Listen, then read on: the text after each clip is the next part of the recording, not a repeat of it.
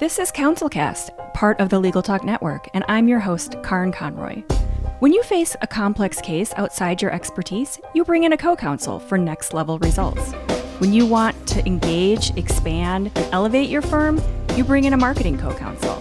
In this podcast, I bring in marketing experts who each answer one big question to help your firm achieve more. Here's today's guest. Hi, my name is Andréa Jones, and I'm a social media strategist dedicated to helping business owners really learn how to use social media as a tool to grow their business. So I really like to focus in on both the how and the why of social media marketing so that law firms can create community, build connection, and really make their difference in the world. Oh, that's so good. I love all those subpoints. The creating community, especially. I think we need to come back to that for sure. So first of all, hello, Andréa. Thank you for being here, and I appreciate your time and insight and all of this expertise on social media, which for a lot of my clients and people I'm talking to, it is kind of a mysterious black box of I'm not sure what's in there and whether I should be there and, all of those kind of scary ideas. So to begin with, our big question today and for this episode is how can you avoid social media overwhelm? Because I feel like that's step one, is just being completely overwhelmed. So where do you usually start with clients who are coming to you completely like deer in the headlights look? I'm not sure where that you feeling can is start. so common for a lot of business owners, and it's because there's so many options today for where you can show up on social media, from Facebook to Instagram to LinkedIn to Twitter. Should I even think about TikTok? So there are a lot of options, and so one of the first things I want to dive into with reducing that overwhelming feeling is really understanding the role that social media can play in your firm. So, how is social media going to actually help give you that next level of your business? So for some firms, it may be, directly connecting with potential clients and customers, especially if you work with a lot of business owners or something like that. For some firms, it may just be more of a showcase piece of expertise. So we know what we're talking about. So when people research and look us up, they know, what we're doing, what we're all about. So it's really kind of boiling it down to its core essence. Why are we even pursuing this in the first place? Yeah. And then from there, I like to just set yourself some parameters. Focus on one or two platforms and give yourself a time limit. I find that because there's so many options, it's so easy to spend all day on social media. Yeah. Well, and it's kind of designed to suck you in and have you spend all day. But to back up to the why, I feel like a lot of the people I talk to start out, and their why is because somebody down the street or one of their colleagues mentioned it. It's like the grass is always greener over there. And this is kind of fascinating because I've been doing websites pretty much since the beginning of website time. And that's how websites started too.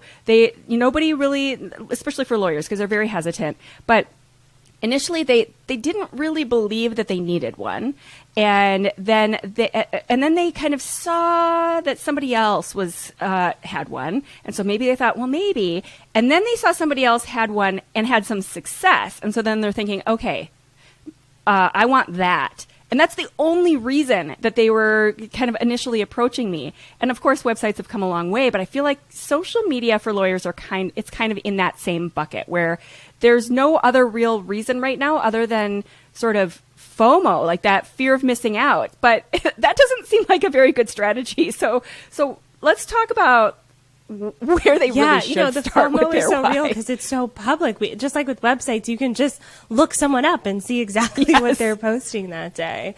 But you've got to look at kind of where you are today and not really worry too much about what everyone else is doing.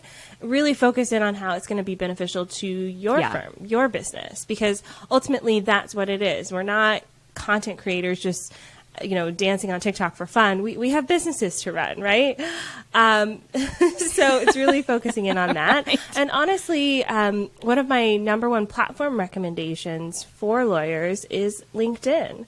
I see a lot of amazing connections happening on that platform. You don't have to post as much as some of the other platforms, so you don't have that huge content load like hang over your head. And the ability to kind of connect with people is a lot more organic on that platform versus some of the other platforms. Yeah, and it's also nicely boxed inside the little bucket of being very professional. And so I think that makes a lot of lawyers feel more comfortable because they're not trying to be like weird and, should I do that weird TikTok dance? Like, probably not. The answer is probably not. If you're doing it on behalf of your firm, we're not going to do that on LinkedIn for sure. Yeah. That would be weird.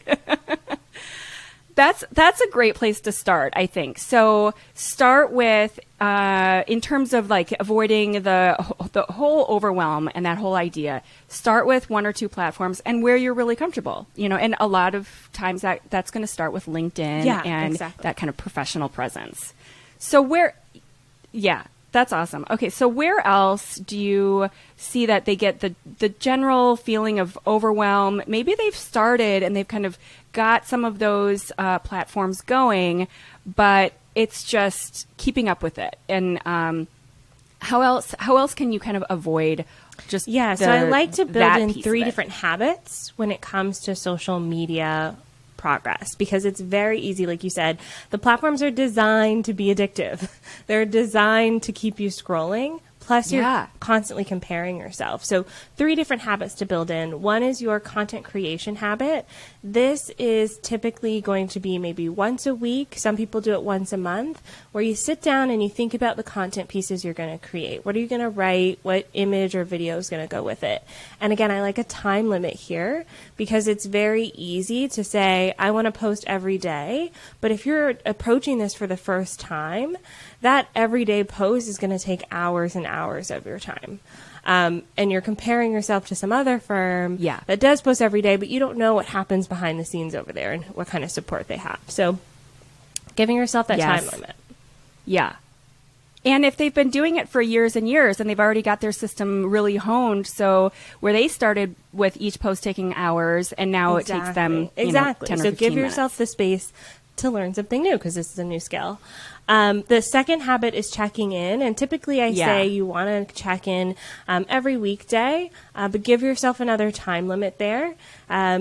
Most of my business owners who maybe be a solo firm or something like that are checking in about 15, 20 minutes a day and moving on from there to the million other things we have to do in our day. And then the third habit is, go ahead. So, sorry, checking. What do you mean by checking in? Just kind of going into the account. Yeah, so there's 2 what is that? Approaches to checking in. We definitely want to make sure we're responding to the engagement that's happening on our post. So when we post something and someone likes it or someone leaves a comment, they share it, we want to kind of be present and participate with them on the platform. But then you're also spending time seeking new connections. So seeking out those new potential clients or better yet, potential partnerships. So maybe it's an accounting firm that you're going to, see if you could come speak to their clients about the legal side of their businesses or whatever the case may be, right? So partially checking on your own community and partially expanding your current community. Yeah. Okay, awesome. Okay, and then once again, keep it to a limited amount of time. For each of these 3 things, what do you recommend is, a good starting place for how much time people should be spending on each of these? For the content creation, about 1 hour a week is a great place to start. For the daily check-in, about 15, 20 minutes a day. That's per platform. So if you decide on a second platform, you're signing up for double time there. And then, Yeah, no, that makes sense. Yeah, and I see people that are, commenting and checking in all day long. I'm like, don't you have work to do? At some point it's like, but But like we said, it's so easy to get sucked in, and it's so easy to, if you don't have those kind of parameters and rules around your own behavior, kind of end up spending way too much time. Yeah, exactly. Kind of Which is why direction. I like the time limit piece, because then we don't get dragged away. And then the third kind of piece to this is also tracking the success. So this is a piece that people miss sometimes, is they feel like it's not working because they're putting in the effort, but we got to actually look at the metrics. So once a month, spend about 20-30 minutes and look through your posts. Which ones worked well, which ones didn't, which connections turned into something for you, which ones didn't. And, just pick 3 or 4 things that you're going to track each month and be consistent about that, because then you'll actually see if it's working for you instead of comparing yourself to all of the other people out there. Yes. Well, and you can't really know, like you said before, what's happening behind closed doors. So you may see this front just account, and who knows how well that's converting. I mean, you have no idea what's actually happening when people land on those accounts. So that leads to a great whole avenue about the metrics. How do you recommend figuring out and determining what to measure? Because there are so many different numbers when you land in any given account, and different platforms measure different things, and they all have different words for that stuff. So where you said to pick 3 or 4 metrics, which I think is also great, kind of like putting that box around it, like the time limit. What metrics do you think are the most important for, on average? To me, one of the most important metrics is if someone visits my website from that social platform. Especially as a service provider, obviously we do want to build community, but ultimately we're also trying to run a business. So I want to see, in my Google Analytics, how many people came from LinkedIn to the website this month. And so that's a really easy one to track for service providers. And then the second one I would look at is just overall what we call interest. So how many people are you actually reaching with your posts? Are they seeing your posts? Because especially in this industry, one of my clients, for instance, is a divorce lawyer. People aren't commenting on her posts saying, "Oh, I was just thinking about this the other day." Right. It's not that... Right. Because all their friends are like, "Oh, really?" That kind of engagement. So with her, and she's on Instagram, so with her accounts, we're looking at impressions and reach. So how many people looked at this post? And then also on Instagram, they have the save function. So for her, we're looking at how many people saved this post, because they're probably not going to like it or comment on it, but we still need to track if there's some interest happening here. So, it does vary per platform, but kind of really trying to understand your demographic and what result you're trying to get from that social media activity. Yeah. Well, and that really makes sense, because it's like making sure that you're keeping track of what's realistic too, because I've worked with attorneys like that, and also criminal defense attorneys. Same thing. If someone's got a need for a criminal defense attorney, they're probably not going to comment. They're probably not going to want their friends to see that. So to expect to start out with a social media campaign and expect that your measurement is going to be comments and likes, that's not kind of checking in with reality. So a realistic expectation is what you're describing, that whole overall reach, maybe saves, things like that. That makes so much more sense. Whereas if it's maybe it's a firm that works with small businesses, and they're talking about like how they have worked with some celebrities or whatever, and that's like really exciting, and everybody thinks that's fantastic, and they do all kinds of like cheerleading posts about building your small business. People are going to be all about like commenting and liking, and so then for that kind of a firm, that would be an appropriate metric. So kind of starting with like, let's be realistic. Like, who are our people, and what is a normal expectation for what they're going to want to do when they engage with our social media account? Makes so much sense. Okay, so what else can people and lawyers and specifically lawyers, what can they do to kind of avoid that overwhelm and just kind of the feeling of social media just being Yes. just such the next thing I'd recommend project. is looking at getting support and outsourcing or hiring someone to help you with this, because social media is becoming its own entity, and it is a full-time job for a lot of people, myself included. So when you think about all of the things you're trying to do, and if you want to have a bigger impact, what I've outlined previously is if just really to get you started, but to take things to the next level, you definitely want to consider hiring and getting support, whether that be looking at an agency or an intern or a virtual assistant, really getting someone in there who can kind of take the essence of your brand and put it on social media. And the great thing about also outsourcing is it forces you to really start thinking about that ROI component. So if I'm now paying someone else to do this, I have to get a return on my investment.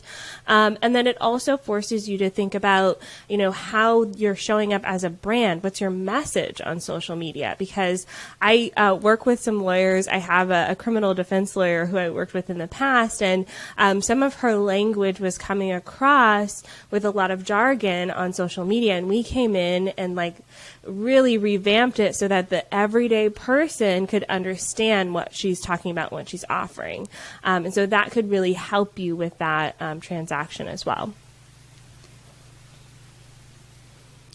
Yeah, I find this is one of the places for lawyers that takes a lot of education, where you've gone to law school, you have this, advanced degree, you're very intelligent group, but you didn't have marketing courses.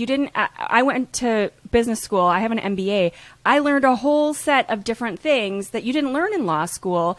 And so you shouldn't assume that, just because you went to law school that you have that knowledge. And I, for the same reason, I don't assume that just because I went to grad school and I'm a smart person that I understand the law. And so I'm going to hire a lawyer when I need help for that kind of work. And so, for the same reason, you should hire someone who knows this and can really represent you and can communicate in a marketing way to your audience that is not using that legal language. And it's two totally different kinds of language. And so you're going to find someone who understands that. You're going to find someone who can really communicate that. And it's going to be consistent, because let's be honest, the goal is for you to not have time to do this. The goal is for you to pull in enough traffic and business that this shouldn't be on your plate. This should be someone who's solely focused on this. And you're busy over there with all those clients that person pulled in, doing the work that you went to school for. So, that should be the end result of it. And if it's not, then you're coming back to the point you made about ROI. Then you're not getting that return on your investment. You might, need to tweak your plans exactly. When we think about the ROI component, especially, some of this is more of a long-term play, but the beautiful thing about social media versus, say, like a billboard or a radio ad is that you do have way more data. You do have way more access points. You can actually see what's working, and you can actually kind of make adjustments in real time versus putting up a billboard, signing a contract for 3 months, and then hoping it works. Right. And then the billboard, how many times have you seen those billboards where it's kind of half peeling off and it looks so bad? Or there's a problem. They put your phone number up wrong or something like that. What are you going to do? That billboard is there. It's been printed and it's stuck.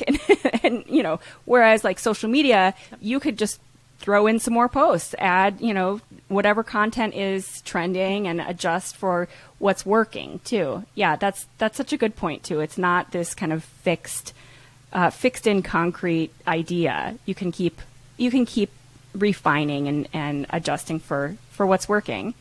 So Andréa, tell me, that our audience is full of lawyers who don't have time for a book that's not worth it. So what's the book that you want to recommend that is worth it? Dare to Lead by Brené Brown.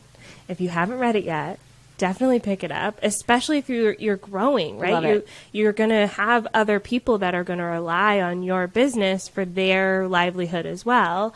It's just a beautiful book about how to manage those people. So if you're thinking about bringing on a social media manager or a paralegal, how do you have them do the things that you want them to do, basically, in a way that is still genuine to yourself and your business and your values. So truly enjoyed the book, taught me a lot about communication with my team. So what are some points in that? Because I feel like this is another area that you don't really learn in school about leadership and how to organize a team in a way that, when you're starting a business, like you and I have started businesses, or these lawyers are starting businesses, and we do things, usually you're starting it and you're doing all of it and you're kind of making the plan. It's a one person operation. And so you have your way, and how do you get that all out of your head and into those other people's head in a way that it's honestly, not I'm a very micromanaging? fast-moving person in my business, and so I really struggled with hiring people who can move at that speed. And part of what I've learned in this book is the power of conversation. I used to think if I could just assign them a task, send them the task, like breakdown, it should just be done, no questions. But what I learned through this book was actually having a meeting about it, having a conversation, talking through, asking them what questions they have, and leaving space and silence for them to actually come to me with questions and comments and concerns and even additional thoughts, things I would have never thought of to actually improve that process. It requires a level of vulnerability to kind of leave that space open. And it's truly made, like I read it about a year and a half ago now, and it's made a huge difference in our team. We've, increased our team member retention as well as improved our services just because we now have space to have these conversations. It's not Andrea's way or the highway. It's, more of a team effort. Yeah. Yeah. It's hard because this is, my business is my first baby. And so I don't want someone to come in and think, first of all, nobody knows it as well as I do. And so it's such a challenge to kind of hand over a piece and trust people that they're going to be able to do it right. But at the same time, if you don't offer that trust, then you're ruining your relationship with that person. So it's such a hard balance to find that middle point where you're just kind of like handing it over and closing your eyes and like crossing your fingers.